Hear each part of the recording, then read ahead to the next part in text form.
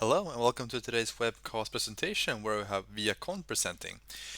With us today we have the CEO Stefan Nordström and CFO Philip Delborn. If you have any questions for Stefan and Philip, you can use the form that is located to the right and we'll take that up during the Q&A after the presentation. And with that said, I'll hand over the word to you guys. Please go ahead with your presentation.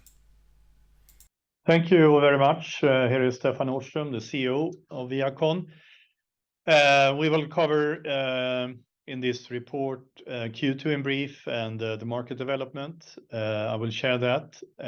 And then Philip will cover the financials from Q2. And then I will come back towards the end talking about our intensified efficiency work. And then we'll round this off with the Q&A as stated. So if we look at Q2 in brief, the interest rate increases coming from the high inflation throughout the first half of this year have caused delays in our customers' financing solutions for infrastructure projects. And this has caused delays in many of our customers' also existing projects. And thereby this has impacted our sales and our results negatively in the quarter. But the demand for our solutions is still high, and the order intake during the second quarter amounted to 53 million euros. However, this means an organic growth of -10% compared to the same period last year. However, during the summer months this year, we have had a clearly increasing order intake and enjoyed quite a good comeback rate of the market and orders. Our cash flow from the operating activities improved by 5.5 million euros compared to the quarter before. And this is mainly due to the working capital efficiency work that we are constantly running in the company. And due to the delays in customers' projects, we proactively decided in June to intensify our efficiency work that we initiated at the end of 2022. This was also communicated through a specific press release at June 21 this summer. And that press release talked about us reducing the workforce by approximately 180 positions. And we do now expect this initiative to give us sustainable efficiencies corresponding to around 10 million euros on an annual basis. If we look a little bit at the market and the outlook of the market, again, the high inflation and the following interest rate rises create delays in customers' financing solutions for different infrastructure projects around in Europe. And this may continue to cause postponements or delays of new and existing customer projects. However, the overall demand on the infrastructure market in Europe is still there and is expected to grow this year and also beyond. But with continued challenges in financing of new and existing projects, this may cause some short-term further delays. So more volatility and that we need to prepare for, and I'll come back to that at the end of this presentation. The availability and pricing of the raw materials and other components that we buy has clearly stabilized and continued to stabilize into Q2 of this year. We also have efficiency activities underway to gradually compensate and offset the other realized inflationary pressures. But in the orders that we take, we continue to see that we are gaining market shares from competing solutions. And of course, our sustainable solutions give us a clear competitive advantage in this situation. So with that brief introduction, I hand over to you, Philip. Thank you, Stefan. If we start by looking at the group numbers for the second quarter, we had an organic growth in sales in Q2 of -14.3%. The total decline was 18% in the quarter. And as Stefan mentioned, the increased interest rates and the high inflation during the first half of the year is really impacting our numbers. And it's linked to the customers' more challenging situation for finding financing solutions for their infrastructure projects. And this impacts both our top line and our EBITDA, as you can see from these numbers. If we look at the order intake in the second quarter on a group level, we are at 53 million, which is approximately 10 million higher than we had in the first quarter, but it's below the second quarter of last year. And then if we dig into the three business units, and we start with bridges and culverts, here we can see the impact from the challenges that our customer has in their financing solutions, as well similar to what we saw on the group level. In the quarter, we had an organic growth of -21%, and the lower intake that we noticed during the first quarter is now impacting the sales in the second quarter. And if we then look more specifically to the order intake in the second quarter of this year, we could clearly see this increase in order intake during the summer months. And when I say summer months, I mean the full summer month, not only the month included in the second quarter. So we ended up in bridges and culvert solutions of an EBITDA of 1.2 million compared to 4.6 million the same period last year. And then if we move over to geotechnical solutions, we have a similar pattern as in bridges and culverts. The organic growth was -19.7% in the second quarter, and the reason is very much the same as we saw in bridges and culverts business unit. We continue to work with focusing on high margin products and leaving the low margin products, which over time will help us increase our margins in this business unit. And if we look at the quarterly EBITDA, it's of course impacted by the lower sales in the quarter as well. The order intake was below last year's second quarter, and we saw an improvement during the second half of the quarter. So the main impact of the lower intake came from the first half of Q2. Then the third business unit, stormwater solution. Here we can see a different pattern. We actually had quite strong growth both in sales and EBITDA in the second quarter. The organic growth was 8.7% in this business unit, and year to date we're at 9.5% organic growth in stormwater solutions. And this growth, in combination with the efficiency work that we're working on in our production facilities, improved the EBITDA quite significantly in the second quarter. So that's really good. If we look at the order intake, it's below last year, but that is mainly due to the phasing of some of the larger projects that we have in our pipeline and that we had last year as well. If we then look at the cash flow and our financial position on group level, as Stefan mentioned, our cash flow improved in the quarter. We had a cash flow from operating activities of -2.4 million compared to -8 million the corresponding period last year.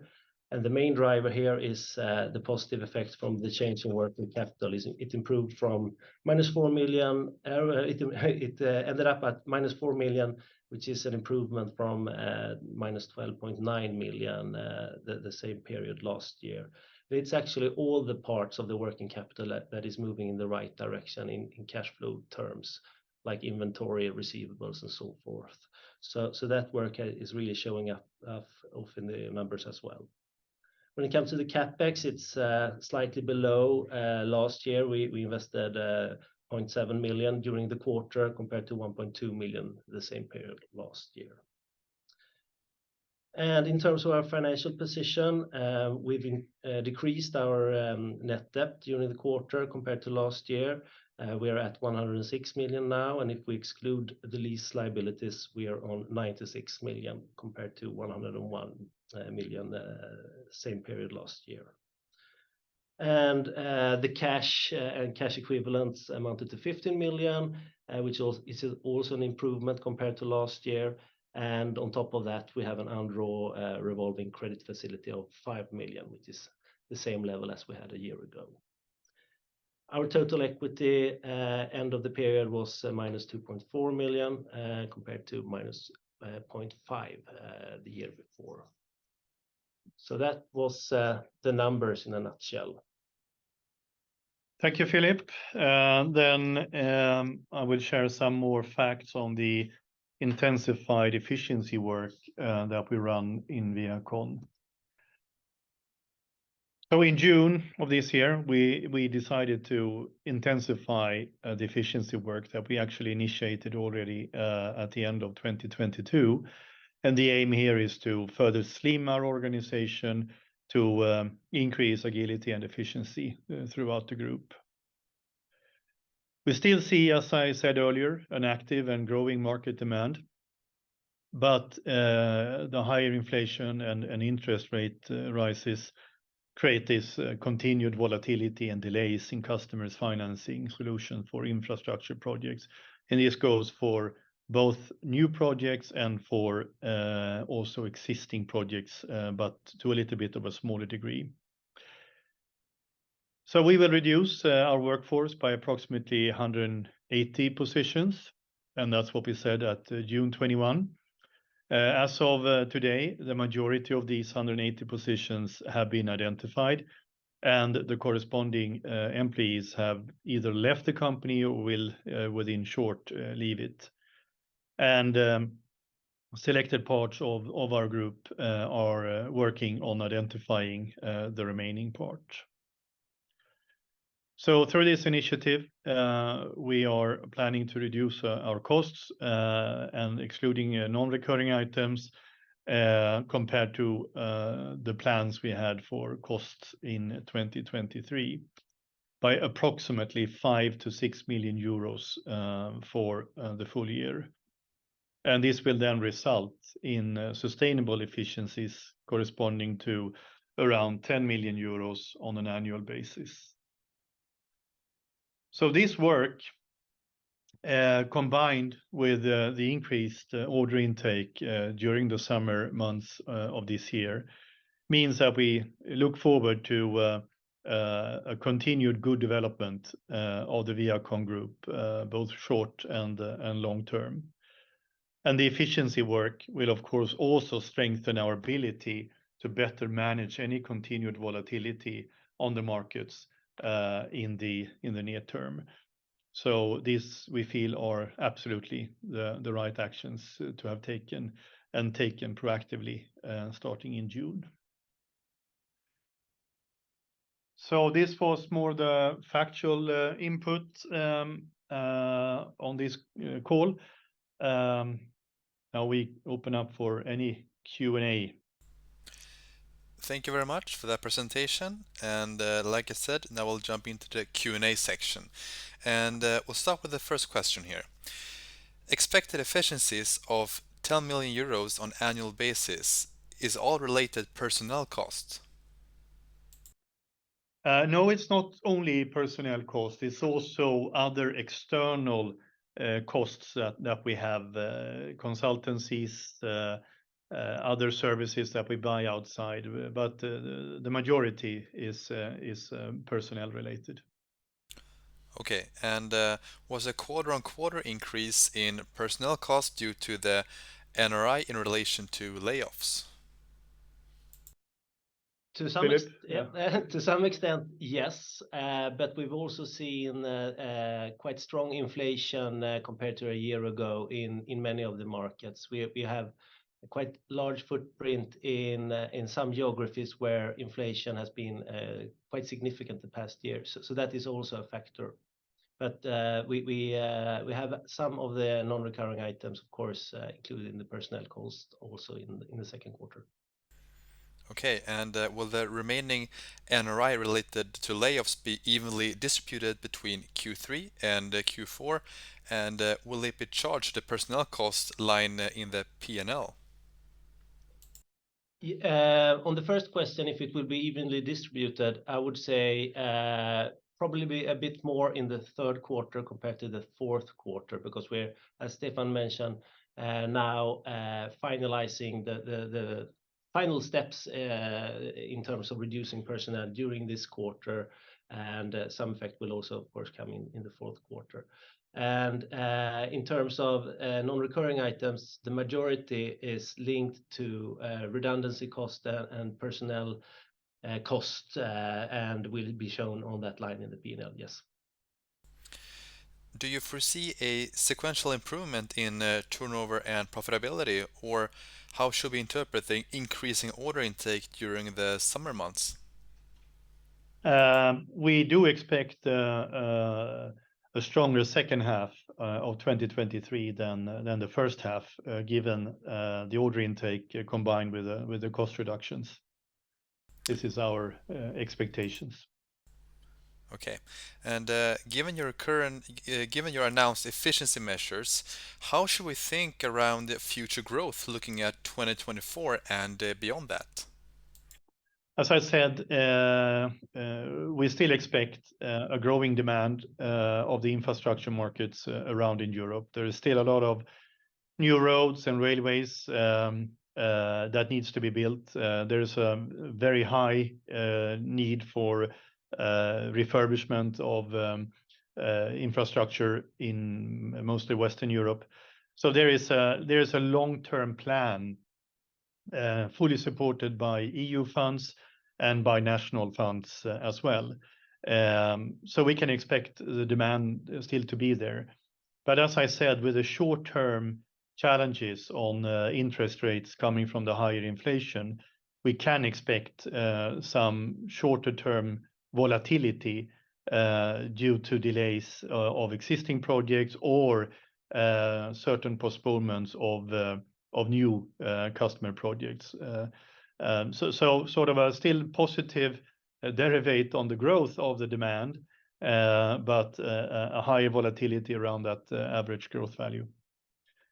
So we are still planning for a growing business going forward. Okay, and what has the response been like from your customers during the quarter? Are they satisfied, or has there been any other feedback?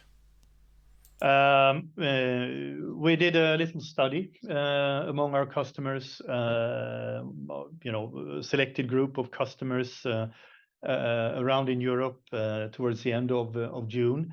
And we received very positive feedback on the way we service them, the way we support them, and our abilities to adapt to their changing needs.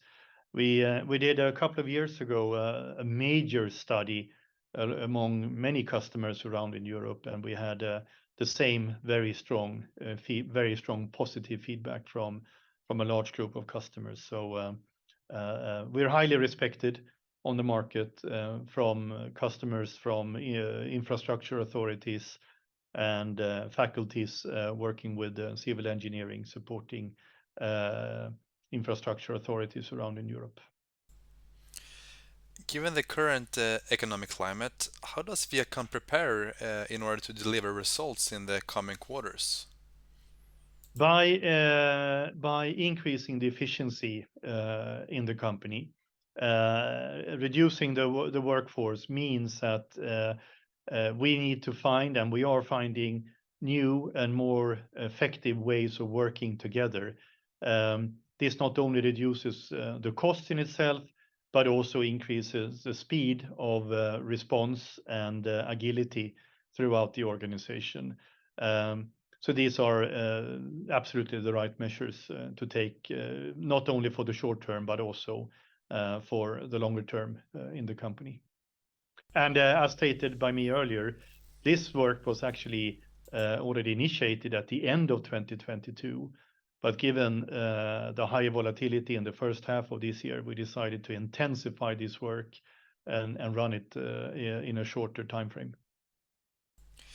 You're mentioning that you're increasing your market share.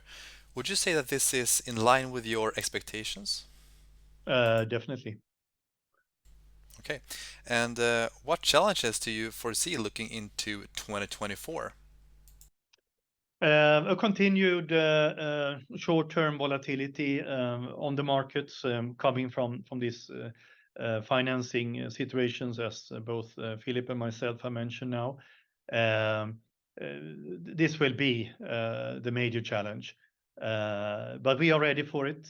We had it already during 2022, and on a larger scale or on the more full year effects of this in 2023. Last year, the effect was more there from Q2 and to the end of the year, when inflation really started to hit markets all over, regardless of what business you talk about. So we are ready for it. Now we know what a full year of volatility means. That's our main challenge, but we're ready to deal with it now. I also want to add, please, that with the strong customer relations we have, we often also have the ability to discuss, possibilities to still do shipments to our customers and manage flexibility on both sides of the fence, both on our behalf, and on our customers' behalf.